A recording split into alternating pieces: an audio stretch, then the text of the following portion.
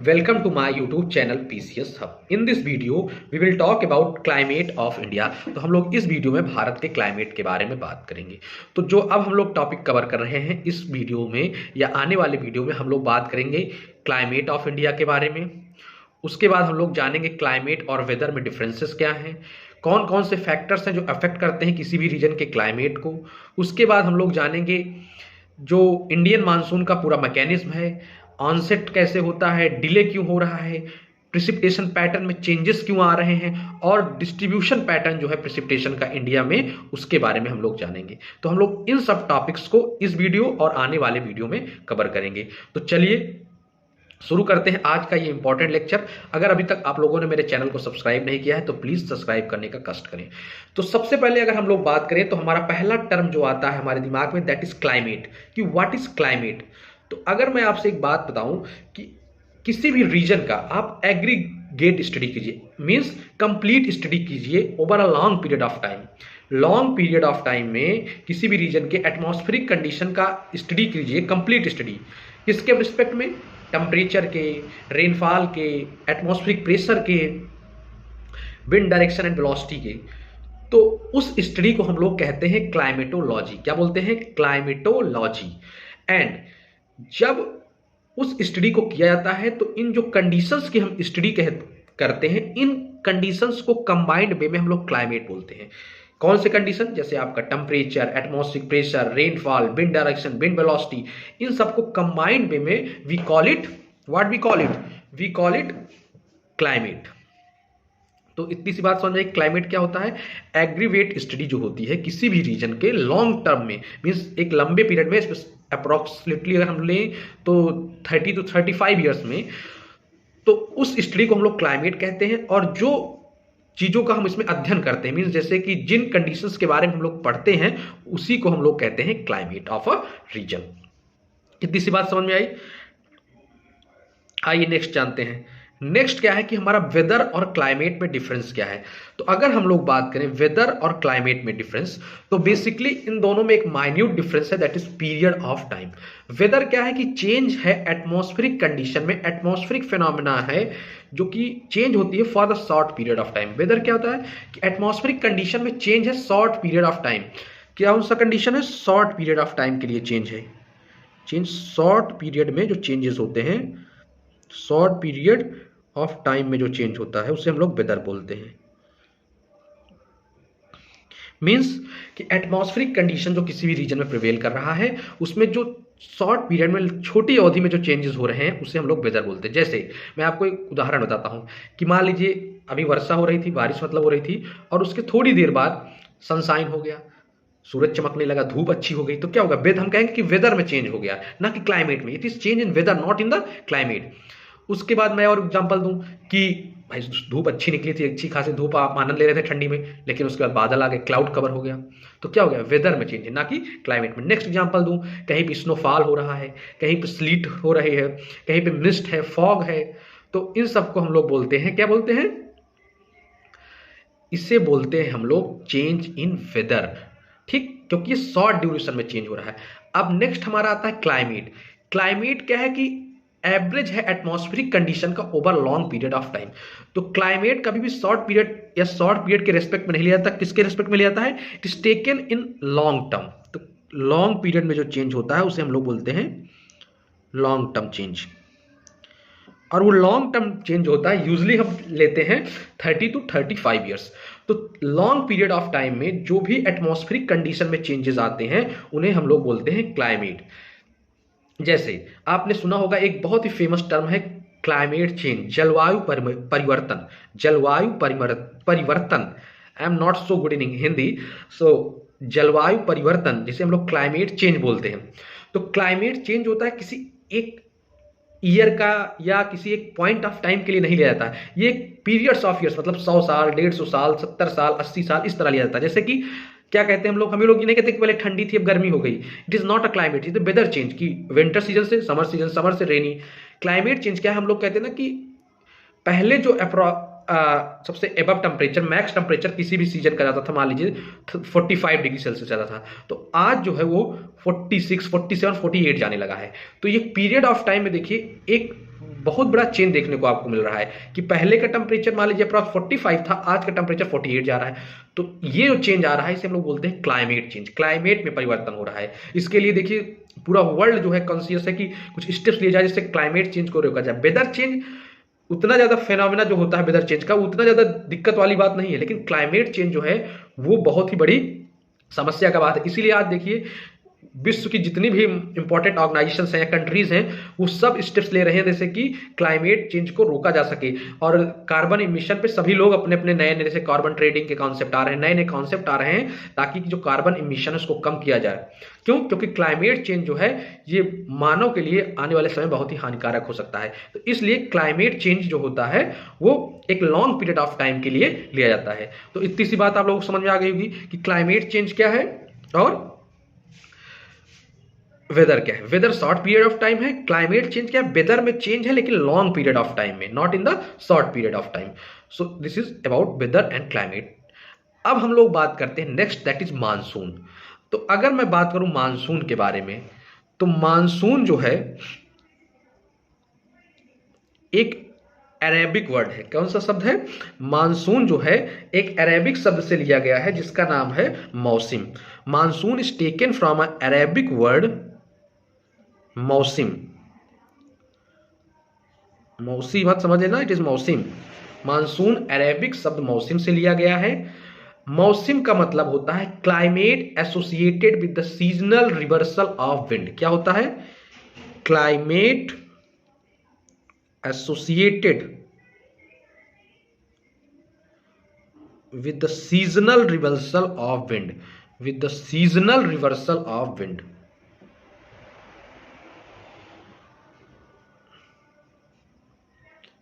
मतलब क्या है कि जो विंड डायरेक्शन है उस सीजन के साथ रिवर्स हो जाती है, मींस चेंज हो जाती है अपनी डायरेक्शन को। जैसे मैं एक एग्जांपल आपको दे रहा हूं, इंडियन मानसून के बारे में समझते हैं तो आपको कॉन्सेप्ट ये आसानी से क्लियर हो जाएगा। अब जो इंडियन मानसून है वो क्या है? एक सीजनल विंड है। मानसून एक सीजनल विंड है जिसकी डायरेक्शन में आपको मार्च से लेकर जून तक जो डायरेक्शन होती है जस्ट उसके अपोजिट डायरेक्शन, मार्च से लेकर सितंबर तक, मार्च से लेकर सितंबर तक जो डायरेक्शन होती है उसके जस्ट अपोजिट डायरेक्शन सितंबर से लेकर मार्च तक हो जाती है। तो क्या हो रहा है? विंड का देखिए सीजनल रिवर्सल, सीजन के साथ विंड की डायरेक्शन रिवर्स कर रही है। देखिए क्या मैं बता रहा हूं, अगर इधर आप मार्च ले लीजिए, मार्च अप्रैल और 10 सितंबर ले लीजिए, तो जो डायरेक्शन विंड की मार्च टू सितंबर है उसके जस्ट डायरेक्शन के अपोजिट डायरेक्शन मानसून विंड की हो जाती है फ्रॉम सितंबर टू मार्च।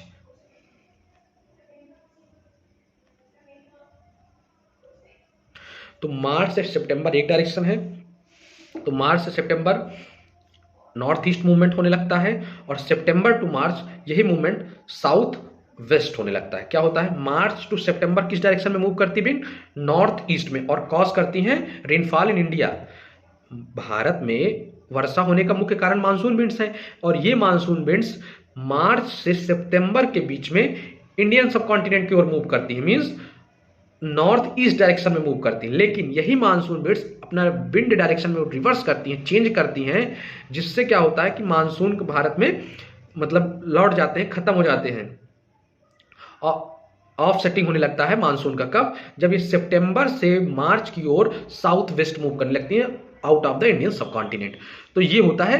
तो मानसून क्या है? क्लाइमेट जो एसोसिएटेड है, जो क्लाइमेट एसोसिएटेड है due to seasonal reversal of winds. Winds के डायरेक्शन में जो सीजनली चेंज आ रहा है उसके कारण से जो क्लाइमेट एसोसिएटेड है। क्लाइमेट हियर मींस जो चेंज हो रहा है टेम्परेचर में, एटमॉस्फेरिक प्रेशर में, रेनफॉल में, वो जो कारण से, इन सब कारणों के कारण जो चेंज हो रहा है क्लाइमेट में उसे हम लोग बोलते हैं मानसून। मींस अगर मैं इसको एक जनरल स्टेटमेंट में लास्ट बोलूं तो सीजनल चेंज जो हो रहा है, विंड अपनी डायरेक्शन, हवा बदल रही है अपनी डायरेक्शन, उसके कारण जो क्लाइमेट यानी एटमॉस्फेरिक प्रेशर, टेम्परेचर, रेनफॉल में जो चेंज हो रहा है किसी भी रीजन के, उसे हम लोग बोलते हैं monsoon. That is derived from Arabic word मौसम।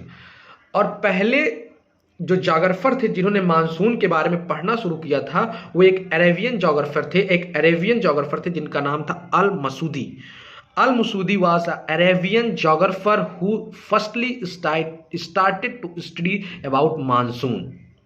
कौन थे, मैं नाम लिख दे रहा हूं, एक अरेबियन जोग्राफर थे जिनका नाम था अल मसूदी।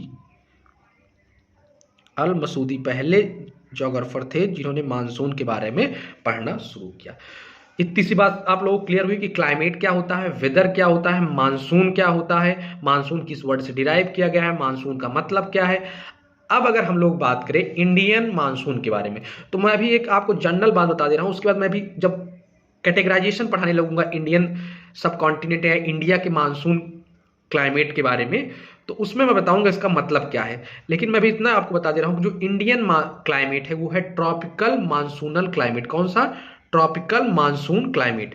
क्या मैंने बोला, इंडियन क्लाइमेट के बारे में आप लोग जानते रहिए। अभी मैं बताऊंगा इसका आगे मतलब कि इंडियन जो क्लाइमेट है वो ट्रॉपिकल मानसून क्लाइमेट है, उसका मतलब क्या होता है। तो इंडियन क्लाइमेट अभी आप लोग जानते रहिए क्या है, Indian climate is a tropical monsoon climate. इतनी सी बात आप लोग जानते रहिए। अब हम लोग आते हैं अपने एक मेजर टॉपिक पे, दैट इज कि मानसून या कह सकते हैं क्लाइमेट, जनरली क्लाइमेट को अफेक्ट करने वाले कौन कौन से फैक्टर्स हैं, फैक्टर्स अफेक्टिंग क्लाइमेट। तो सबसे पहला जो फैक्टर है वो लोकेशन या लैटिट्यूडनल पोजीशन है। किसी भी रीजन या एरिया का जो लैटिट्यूडनल पोजीशन है वो एक मेजर रोल प्ले करता है वहां के क्लाइमेट को डिटरमाइन करने के लिए। जैसे मैं एक आपको उदाहरण देता हूं कि जो आप लोग जानते होंगे, अगर नहीं जानते तो मैं बात करूंगा क्लाइमेटोलॉजी में, तो उसमें अच्छे से एक्सप्लेन करूंगा कि जो सन की पोजीशन है वो अर्थ के ऊपर कोई फिक्स नहीं रहती कि एक जगह कांस्टेंट है कि इक्वेटर पे प्रेजेंट है तो इक्वेटर पे रहेगा। जो क्योंकि अर्थ जो है वो रिवॉल्व कर रही है अपने पोजीशन पे, उसके कारण से जो सन की डायरेक्ट सनलाइट है वो अपनी लोकेशन को चेंज करती रहती है और वो शिफ्ट होती रहती है ट्रॉपिक ऑफ कैंसर से लेकर ट्रॉपिक ऑफ कैप्रिकॉर्न के बीच में। मींस कभी भी सन की पोजीशन, सन की मतलब वर्टिकल रेस की पोजीशन, सन की पोजीशन नहीं, वो सन की वर्टिकल रेस की पोजीशन एक जगह कांस्टेंट नहीं रहती है, वो एक पोजीशन से दूसरे पोजीशन के बीच में चेंज करती रहती है। जैसा कि क्या होता है कि अगर आप इक्विनॉक्स पे बात करें, अभी अब के लिए टर्म हो सकते हैं नए हों, इक्विनॉक्स, सोल्स्टाइस, तो आप लोग कंफ्यूज मत कीजिए, मैं धीरे धीरे सब चीजें कवर करके सब बताऊंगा कि सोल्स्टाइस क्या होता है, इक्विनॉक्स क्या होता है। बस अभी आप लोग जानते रहिए, उसका मैं मतलब कॉमन सेंस में समझा दे रहा हूं। इक्विनॉक्स वो पोजीशन है जब डे एंड नाइट की जो ड्यूरेशन है वो इक्वल होती है। मींस आप लोग इतना समझिए कि 22-23 मार्च और 22-23 सितंबर वाली जो डेट होती है उसे इक्विनॉक्स बोलते हैं। इस समय पर जो आपके लिए ज्यादा जरूरी है जानना कि इस समय सन की पोजीशन कहां होती है, इक्वेटर पर होती है। मैं लिख दे रहा हूं, इक्विनॉक्स पे, दैट इज 21 मार्च या सितंबर कह लीजिए, 21-22 सितंबर, उस डेट को सन की जो वर्टिकल रेस की पोजीशन होती है वो कहां होती है, एट द इक्वेटर। तो इक्विनॉक्स के बारे में अगर मैं लिखूं तो इक्विनॉक्स क्या है, जो आपके काम की चीज है मैं वही लिख रहा हूं, बाकी इक्विनॉक्स क्या है, सोल्स्टाइस क्या है, इसको मैं डिटेल में बताऊंगा। लेकिन अभी आपके लिए इतना जरूरी है कि इक्विनॉक्स पे क्या होता है, सन की वर्टिकल रेस जो होती है, सन वर्टिकल रेस कहां फॉल करती हैं, एट इक्वेटर पर, इक्वेटर पर फॉल करती हैं। ठीक, इक्विनॉक्स अगर आप एक लिख लीजिए, 22 सितंबर को भी हम लोग इक्विनॉक्स कहते हैं और 22 मार्च को भी हम लोग इक्विनॉक्स। अब कहीं 21 मार्च है कहीं 22 मार्च है, डोंट कंफ्यूज अबाउट इट, ये सब लिप ईयर के कारण हो जाता है। तो आप लोग एक जनरल आइडिया रखिए, 21-22 मार्च, 21-22 सितंबर को जो डेट होती है उस दिन इक्विनॉक्स होता है और इस पीरियड ऑफ टाइम के आसपास इक्विनॉक्स पे होते हैं, तब सन की वर्टिकल रेस डायरेक्ट फॉल करती है इक्वेटर। अब 22 मार्च से जैसे जैसे टाइम पीरियड फर्दर प्रोग्रेस होता है, मींस 22 मार्च बाद अप्रैल आता है, मई आता है, तो जो सन की वर्टिकल रेज हैं मूव करने लगती हैं towards cancer, tropic of cancer की ओर, कर्क रेखा की ओर जो है सन की वर्टिकल रेज फॉल करना जो रहती है मूव करने लगती है किधर, ट्रॉपिक ऑफ कैंसर की ओर। और अगर मैं उसके बाद देखूं 22 सितंबर के बाद, तो 22 सितंबर के बाद ये मूव करने लगती हैं ट्रॉपिक ऑफ कैप्रिकॉर्न। मींस अगर मैं बात करूं तो एक दिखाता हूं आपको मैप पे, ये तो जब 22 मार्च या 22 सितंबर वाली जो कंडीशन होती है, ये 22 मार्च में एक एग्जांपल ले रहा हूं, तो 22 मार्च वाली कंडीशन में सन की वर्टिकल रेस कहां फॉल कर रही होती है, डायरेक्ट एट द इक्वेटर। ये मैं सन भी बना दे रहा हूं आपके, अभी जो है सन की जो वर्टिकल रेज हैं वो डायरेक्ट कहाँ फॉल कर रही हैं भैया, उतनी बढ़िया ड्राइंग है नहीं, समझ में आना चाहिए मुद्दा। तो सन की वर्टिकल रेज डायरेक्ट कहाँ फॉल कर रही है? At equator. अब 22 मार्च से जैसे ही सन क्या होता है, कहाँ शिफ्ट होने लगता है? ट्रॉपिक ऑफ कैंसर की ओर। 22 मार्च से 22 सितंबर तक सन क्या है, शिफ्ट करता है ट्रॉपिक ऑफ कैंसर तक, मींस जून तक शिफ्ट करता है, 21-22 जून तक। उसके बाद फिर से वापस अपने पोजीशन इक्वेटर पे आता है और उसके बाद कैप्रिकॉन की ओर। तो होता क्या है, अगर अभी ये कॉन्सेप्ट आपको थोड़ा कठिन लग रहा हो तो इसको जब मैं पूरा डिटेल में अभी बताऊंगा आने वाले वीडियोस में 1-2 दिन के बाद, तो ये चीज़ें आपको आसानी से समझ में आ जाएंगी। तब आपको क्लाइमेटोलॉजी वाला जो एस्पेक्ट है, जब उसको आप अच्छे से समझ लेंगे तो इंडियन क्लाइमेट की ये चीज़ें बहुत आसान लगेंगी, इसलिए आप लोग टेंशन मत लीजिए। तो अब क्या होता है कि जब ये आपका कितना है, ये 23.5 डिग्री नॉर्थ, ये कब कंडीशन रहती है डायरेक्ट सनलाइट कब कैप्रिकॉन पे? जून वाले महीने की। मैं एक एग्जैक्ट अभी आप लोग कंफ्यूज नहीं करना चाहता हूँ, इसलिए मैं एक महीने लेके चलता हूँ, जून में। बाद में जब डेट वाला मैं पूरा अच्छे सोल्स्टाइस पढ़ाऊंगा तब उसमें एक एग्जैक्ट डेट के साथ बताऊंगा। तो जून में। और नेक्स्ट अगर मैं बात करूँ इधर सितंबर के बाद दिसंबर वाले टाइम में, दिसंबर जैन वाले टाइम में, तो उस टाइम में जो सन की रेज है वर्टिकल रेज वो फॉल कर रही होती है कहाँ पे? 23.5 degree south, means tropic of capricorn, sorry, it is tropic of cancer and it is equator and it is capricorn. तो मैं एक अभी जनरल बता दे रहा हूं क्योंकि आप लोग कंफ्यूज मत होइए। तो अभी मंथ लेके चलते हैं, इससे चीजें आसान हो। तो जिस पोजीशन पर इक्वेटर पे फॉल करती है उसे हम लोग बोलते हैं इक्विनॉक्स। क्या बोलते हैं? इक्विनॉक्स बोलते हैं। जब ट्रॉपिक ऑफ कैंसर की ओर मूव करती है तो उसे, या ट्रॉपिक ऑफ कैंसर पहुंच जाती है तो उसे हम लोग बोलते हैं समर सोल्स्टाइस, समर सोल्स्टाइस। और जब टॉपिक ऑफ कैप्रिकॉन पहुंच जाती है तो उसे हम लोग बोलते हैं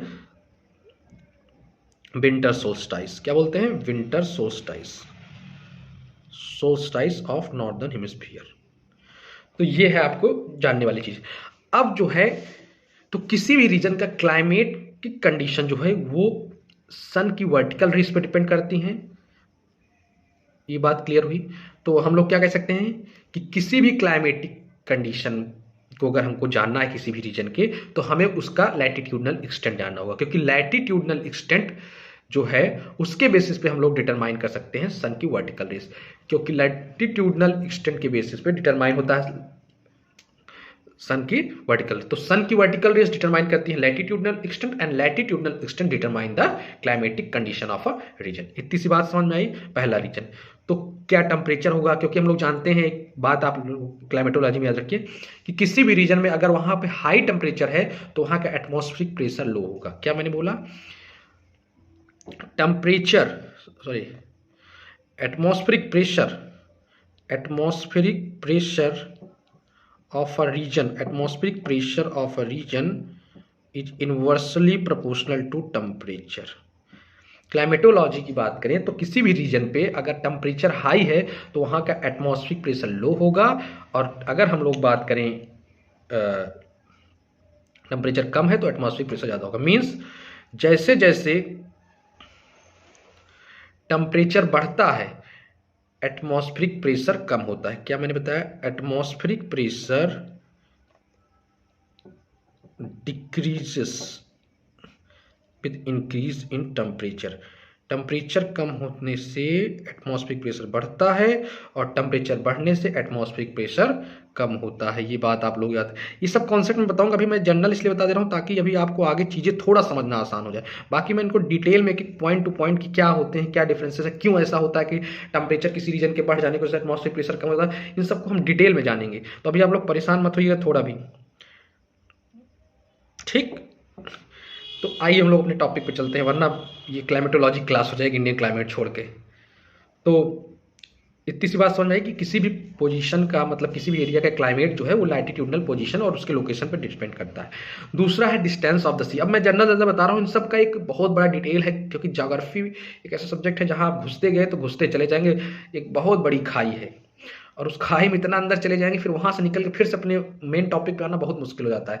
तो मैं भी एक जनरल आइडिया आपको दे दे रहा हूँ, बाकी इन सब के बारे में सब कुछ की डिस्टेंस ऑफ द सी का क्या इफेक्ट है, क्या क्या इसका कारण है, ये सब हम लोग डिटेल में क्लाइमेटोलॉजी के वन टॉपिक जब वहाँ उठाएंगे तो बात करेंगे। डिस्टेंस फ्रॉम द सी, तो डिस्टेंस ऑफ फ्रॉम द सी एक मेजर रोल प्ले करता है इंडियन क्लाइमेट को डिसाइड करने में। जैसा कि हम लोग जानते हैं कि इंडियन सब कॉन्टिनेंट अप्रोक्सीमेटली 3 साइड से घिरा हुआ है ओशन एंड सी से। वेस्ट साइड में आपके अरेबियन सी है, ईस्ट साइड में आपका क्या बोलते हैं बे ऑफ बंगाल है, और साउथ साइड में आपका इंडियन ओशन है। 3 साइड से घिरे होने के कारण जो इंडियन सब कॉन्टिनेंट है या इंडिया है, इस पे जो है सी के जो इन्फ्लुएंस है, मॉडरेटिंग इफेक्ट जो होता है सी या ओशन का, काल्मिंग इफेक्ट कह सकते हैं या हीटिंग इफेक्ट जो होता है, ओवरऑल हम कह सकते हैं मॉडरेटिंग इफेक्ट, उसका एक मेजर रोल प्ले होता है, एक मेजर इंपैक्ट होता है ऑन द इंडियन क्लाइमेट।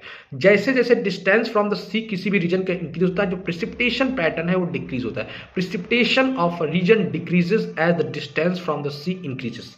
क्या मैंने बोला कि प्रिसिपिटेशन, रेनफॉल मतलब पीपीटी मतलब रेनफॉल, वर्षा, वो घटती जाएगी जैसे जैसे distance from the sea increases, distance from the sea increases. इतनी सी बात, अब इसको भी ग्राफ पे प्लॉट कर देते हैं, दिखा देता हूं। तो जैसे जैसे distance from the sea increase होगा, प्रेसिपिटेशन जो है वो डिक्रीज होगा। ये बेसिक सी बात याद रखिए, पीपीटी डिक्रीजेस या पीपीटी मतलब rainfall, precipitation decreases as the distance from the sea increases, distance from the sea increases. तो यही एक मेन रीजन है कि कई रीजन जैसे जो उत्कल प्लेन वाला रीजन है, उड़ीसा वेस्ट बंगाल वाला रीजन, यहाँ पे आप कह लीजिए, या जो ये वेस्टर्न कोस्टल प्लेन वाला रीजन है, यहाँ पे जो रेनफॉल होती है वो बहुत ज़्यादा हाई होती है, या उधर कह सकते हैं शिलांग प्लेटू वाला रीजन। क्यों? क्योंकि इनकी जो दूरी है सी से बहुत ही नज़दीक है, और नज़दीक होने के कारण यहाँ पे प्रेसिपिटेशन बहुत ही हाई होता है। तो इतनी सी बात समझ में आई। तो हम लोगों ने 2 चीज़ों के बारे में समझा, एक latitudinal extent and the second one is distance from the sea. अब आइए हम लोग नेक्स्ट जानते हैं, दैट इज थर्ड, जो इंपैक्ट प्ले करता है ऑन द इंडियन क्लाइमेट, वो है नॉर्थ माउंटेन रेंजेस। तो अगर आप लोगों ने वीडियोस को रेगुलरली फॉलो किया है तो मैंने एक कंप्लीट वीडियो बनाया है इंडियन माउंटेन रेंजेस की फिजिकल सिग्निफिकेंस के ऊपर या ओवरऑल सिग्निफिकेंस के ऊपर भी हमने बात किया है, जिसमें हम लोगों ने इकोनॉमिक सिग्निफिकेंस को भी अच्छे से समझा है डिटेल में। तो उसमें लेकिन जो मेनली मैंने बात किया है फिजिकल सिग्निफिकेंस वाला पोर्शन आपको जानना चाहिए और देखना चाहिए। अगर आप लोगों ने नहीं देखा है तो जाके देख लीजिएगा। क्यों? क्योंकि उसमें मैंने कंप्लीट बताया कि व्हाट आर द रोल्स या मेजर सिग्निफिकेंस हैं हिमालयाज का in deciding the Indian climate. Indian climate को डिसाइड करने में हिमालयाज का क्या मेजर रोल रहा है। तो उस वीडियो में मैंने जो बताया है उसको मैं एक बार यहाँ जनरल में बता देता हूँ कि हिमालयाज जो है 2 मेजर रोल प्ले करते हैं। पहला, Himalayas act as a barrier for Indian monsoon. That's why Indian monsoon becomes stagnant and the clouds superimpose upon each other resulting into the high rainfall. क्या बोला मैंने कि इंडियन मानसून, ये मान लीजिए मैं आपको बताता हूँ, ये मान लीजिए आपका हिमालयाज है, पेन भी नहीं रुक रही, गिर जा रही। अब ये इंडियन हिमालयाज है। अब आपके मानसून विंड्स आए, मानसून विंड्स जब आती हैं तो इन पे ये क्या एक्ट करते हैं, एक बैरियर के रूप में। बैरियर मतलब एक अवरोध के रूप में, बाधा के रूप में एक्ट करते हैं। जब ये अवरोध के रूप में एक्ट करते हैं, बैरियर के रूप में, तो जो मानसून विंड्स आती हैं यहाँ पे आके स्टैग्नेट हो जाती है, कांस्टेंट मतलब रुक जाती हैं। मानसून विंड्स आई, रुक गई, फिर एक मानसून विंड आई, रुक गई। मीन्स क्लाउड्स, यहाँ जनरल सेंस क्लाउड्स है, एक क्लाउड आया यहाँ, दूसरा क्लाउड आया। अब इन क्लाउड्स का होने लगता है एक दूसरे के ऊपर सुपर इम्पोजिशन। सुपर इम्पोजिशन मतलब एक दूसरे के ऊपर ओवरलैप करने लगते हैं, और सुपर इम्पोजिशन होने के कारण इस रीजन में जो प्रोबेबिलिटी है रेनफॉल की वो हाई इंक्रीज हो जाती है। मीन्स यहाँ पे रेनफॉल जो होती है वो बहुत ज़्यादा होती है। और ओवरऑल इंडिया में जो रेनफॉल होती है उसमें भी कहीं ना कहीं हिमालयस का एक मेजर रोल है, क्योंकि अगर ये क्लाउड्स स्टैग्नेट नहीं होते, ये क्लाउड्स को यहाँ अवरोध नहीं मिलता, बैरियर नहीं मिलता, तो ये क्लाउड्स इंडियन सब कॉन्टिनेंट को क्रॉस करते हुए चाइना तिब्बतन प्लेटू वाले रीजन पे चले जाते, और इंडिया शायद जो आज इतना फर्टाइल रीजन है, जो एग्रीकल्चर के लिए इतना बहुत ही रिच जोन है, एग्रीकल्चर रिच जोन है, वो शायद आज ना होता। हो सकता है मेजर पोर्शन ऑफ इंडिया क्या होता, डिजर्ट के रूप में हो। तो हिमालयाज एक मेजर रोल प्ले करती है। दूसरा इंपॉर्टेंट मेजर रोल क्या है कि जो साइबेरियन विंड्स रसिया वाले रीजन में ओरिजिनेट होती हैं, साइबेरियन विंड्स के जो ओरिजिनेट होती है, जो कि हाई कोल्ड विंड्स होती है, बहुत ही ज़्यादा ठंड हवाएं होती हैं, वो हवाएं इंडियन सबकॉन्टिनेंट की ओर मूव करती हैं। और जब ये इंडियन सबकॉन्टिनेंट की ओर मूव करती हैं, स्पेशली टुवर्ड्स इंडिया, तो हिमालय इनके लिए भी एक बैरियर का काम करता है। और ये बैरियर के होने के कारण ये विंड्स जो है हिमालयाज को क्रॉस नहीं कर पाती और इंडियन रीजन में नहीं पहुंच पाती। अब आप लोग के दिमाग में प्रश्न आ रहा होगा कि अगर पहुंच जाती तो होता क्या, आखिर आखिर पहुंचने का हिमालय कर क्या रहा है। भाई आप लोगों ने किसी चीज का जान तो लिया कि उसने किया, लेकिन क्यों किया, उसका फायदा क्या है, तब तो उसका हम इंपॉर्टेंस देना। तो फायदा ये है, अगर ये ये साइबेरियन विंड्स पहुंच जाती है इंडिया में, जो कि बहुत ही सीवियर कोल्ड विंड्स होती हैं, तो जो वेदर कंडीशन है स्पेशली ऑफ विंटर का जो वेदर कंडीशन है इंडिया के ऊपर, वो बहुत ही एक्सट्रीम हो जाता, और जो टेम्परेचर है वो बहुत ही सब जीरो जाने के चांसेस रहते हैं। तो ये जो है हमें एक्सट्रीम कोल्ड कंडीशन से प्रोटेक्ट करता है। Himalayas protect us from the extreme winter season, extreme weather condition. तो ये तो थी दो major importance, major significance of Himalayas. बाकी आपको इसके बारे में डिटेल जानना है तो आप लोग पीछे मैं लिंक दे दूंगा वीडियो डिस्क्रिप्शन में, वहां पे क्लिक करके physical significance and overall significance of Himalayas आप लोग जान सकते हैं। नेक्स्ट अगर मैं बात करूं फिजियोग्राफी, अगला फैक्टर जो है जो डिटरमाइन करता है वो है फिजियोग्राफी। अगर मैं बात करूं फिजियोग्राफी के बारे में, तो इसमें मैं दो चीज़ों का जिक्र करूंगा। पहला, आप लोग वेस्टर्न घाट के बारे में जानते होंगे, वेस्टर्न घाट और अरावली। अब इसके बारे में आप लोग नहीं जानते, आप लोगों को डिटेल नहीं पता है, तो इसका भी वीडियो है पीछे, आप लोग जाके देख लीजिए। तो वेस्टर्न घाट क्या होता है, जब साउथ वेस्ट मानसून इंडिया के पास पहुंचते हैं, मैं आपके थ्रू समझाता हूँ तभी अच्छे से समझ में आएगा। ये मान लीजिए मैं इंडियन पेनिनसुलर पार्ट बना रहा हूँ, ये मान लीजिए इंडिया। अब जब साउथ वेस्ट मानसून इंडिया की तरफ रीच करते हैं, तो यहाँ पे आपकी प्रेजेंस है, ये वेस्टर्न घाट में बना दे रहा हूँ, पिंक कलर से लिख भी दे रहा हूँ, वेस्टर्न घाट। अब वेस्टर्न घाट क्या करते हैं, इस पे एक्ट करते हैं as a barrier in south west monsoon के ऊपर, बैरियर के रूप में। और बैरियर के रूप में एक्ट करने की वजह से जो इसका लीवर्ड साइड है, मीन्स ये अगर आपका वेस्टर्न घाट है, ये विंड्स आई, इस पे बैरियर लग गया साउथ वेस्ट विंड्स में, तो जो ये वाला पोर्शन है लीवर्ड साइड इसे बोलते हैं, माउंटेन के अपोजिट साइड वाला, जिधर रेनफॉल हो रही है, जिधर से विंड्स आ रही है, उसके अपोजिट साइड वाले को हम लोग लीवर्ड साइड बोलते हैं। तो इसके लीवर्ड साइड पे जो होता है, ये बैरियर के रूप में अगर, तो रेनफॉल की प्रोबेबिलिटी जो है, रेनफॉल इस रीजन में बहुत ही कम होता है, इस रीजन में, इसके अपोजिट साइड में। तो इस रीजन में जो रेनफॉल होता है वो बहुत ही कम होता है। तो वेस्टर्न घाट की जो फिजियोग्राफी है, जो फिजियोग्राफिक फीचर है यहाँ का रीजन का, दैट इज वेस्टर्न घाट, वो एक मेजर रोल प्ले करता है। दूसरा अगर मैं बात करूं, दैट इज अरावली। अब अगर मैं बात करूं अरावली के बारे में, तो अरावली भी एक बैरियर के रूप में काज करते हैं, जिससे ह्यूज पोर्शन ऑफ राजस्थान और पंजाब जो है वो रिसीव नहीं कर पाता है रेनफॉल, क्योंकि अरावली भी साउथ वेस्ट मानसून के ऊपर एक बैरियर कास्ट कर देते हैं। और बैरियर कास्ट करने की वजह से ये विंड्स इस बैरियर को ओवरकम नहीं कर पाती, इनके मतलब ऊपर से विंड्स फ्लो नहीं कर पाती हैं ब्लो, और रेनफॉल नहीं हो पाता है किस रीजन में, वेस्टर्न राजस्थान वाले रीजन में और कुछ रीजन ऑफ पंजाब में। तो ये है इसका इम्पैक्ट फिजियोग्राफी का। नेक्स्ट अगर हम लोग बात करें मानसून विंड्स, तो ये तो मैंने बता ही दिया कि मानसून विंड्स सीजनल रिवर्सल होता है, और उसके कारण से इंडियन क्लाइमेट पे एक बहुत ही मेजर भाई मानसून विंड्स हैं जो यहाँ पे रेनफॉल लेके आती हैं, स्पेशली जो रेनफॉल लेके आती हैं, मेजर पोर्शन जो होता है रेनफॉल का वो monsoon winds, south west monsoon. तो इनसे क्लाइमेट पे इफेक्ट भी पड़ता है, एटमॉस्फेयर प्रेशर पे इफेक्ट पड़ता है। तो ये तो क्रूशियल सारी बातें तो हम लोग घूम फिरा के मानसून के बारे में कर रहे हैं। तो मानसून विंड्स तो ऑब्वियस सी बात है बहुत ही मेजर रोल प्ले करता है in determining the Indian climate. Next is upper air circulation. Upper air circulation, जिसमें हम लोग जेट स्ट्रीम्स की बात करते हैं। अब जेट स्ट्रीम्स क्या होती हैं, इनका क्या मेजर इंपैक्ट है क्लाइमेट पे, ये सब हम लोग क्लाइमेटोलॉजी में डील करेंगे। तो जेट स्ट्रीम भी एक क्रूशियल रोल प्ले करती हैं डिटरमाइनिंग द क्या बोलते हैं क्लाइमेट ऑफ इंडिया, और साथ ही साथ वेस्टर्न डिस्टर्बेंसेस। वेस्टर्न डिस्टर्बेंसेस जिसे हम लोग बोलते हैं पश्चिमी विक्षोभ, पश्चिमी विक्षोभ जो होता है plays a crucial role in rainfall in winter season. तो विंटर सीजन में जो रेनफॉल होती है, जैसे अभी विंटर सीजन चल रहा है, तो कई जगहों पे पिछले 15-20 दिनों में देखिए रेनफॉल 10 दिनों में हो रही है। उसका कारण वेस्टर्न डिस्टर्बेंसेस है जो ओरिजिनेट होते हैं मेडिटेरियन सी के पास। अब वेस्टर्न डिस्टर्बेंस के बारे में अभी मैं सब कुछ लास्ट में जब ये खत्म हो जाएगा, मैं एक बार आपको जनरल आइडिया दे दे रहा हूँ कि अगर आपसे कोई क्वेश्चन आता है कि what are the factors that affect the Indian climate, तो आप लोग इनको लिख सकें। बाकी वेस्टर्न डिस्टर्बेंस क्या होता है, कैसे ये ओरिजिनेट होते हैं, इसका रीजन इंडियन सब कॉन्टिनेंट की ओर मूव करने का क्या है, ये सब अभी मैं जब ये टॉपिक कंप्लीट हो जाएगा तो उसके बाद उसमें डिटेल में बात करूंगा। तो वेस्टर्न डिस्टर्बेंस हो गया, जेट स्ट्रीम्स हो गई, तो ये सब एक क्रूशियल रोल प्ले करती हैं determining the climate of India. Next अगर मैं बात करूं वेस्टर्न डिस्टर्बेंस के बारे में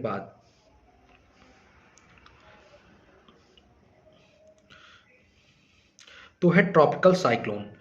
अब ट्रॉपिकल साइक्लोन तो बहुत ही इंडिया में कॉमन है, खासकर गर्मी के मौसम में आप लोग जानते होंगे बहुत से ट्रॉपिकल साइक्लोन आते रहते हैं। जैसे कि पहले बुलबुल आया है और अभी निसार आया था, और ऐसे कई साइक्लोन्स आते रहते हैं। और ट्रॉपिकल साइक्लोन भी एक मेजर रोल प्ले करते हैं रेनफॉल का इंडिया में या क्लाइमेटिक कंडीशन में चेंज। अब साइक्लोन्स क्या होते हैं, ट्रॉपिकल साइक्लोन्स, टेम्परेट साइक्लोन्स, सब ये सब बताया जाएगा, कंफ्यूज होते हैं। बस आप लोग इतना ध्यान रखिए कि ट्रॉपिकल साइक्लोन एक मेजर रोल प्ले करते हैं क्योंकि ये कॉज करते हैं रेनफॉल, वेदर कंडीशन में इनके कारण से प्रेशर में चेंज आता है, क्लाइमेटिक कंडीशन, वेदर के जब रेनफॉल का सीजन नहीं भी रहता उस समय भी बहुत ही रेनफॉल होने के कभी कोई चांसेस हो सकते हैं, जहां हिट करते हैं जिस सरफेस वहां पे डिस्ट्रक्शन भी काज कर सकते हैं। तो ट्रॉपिकल साइक्लोन भी एक मेजर रोल प्ले करता है।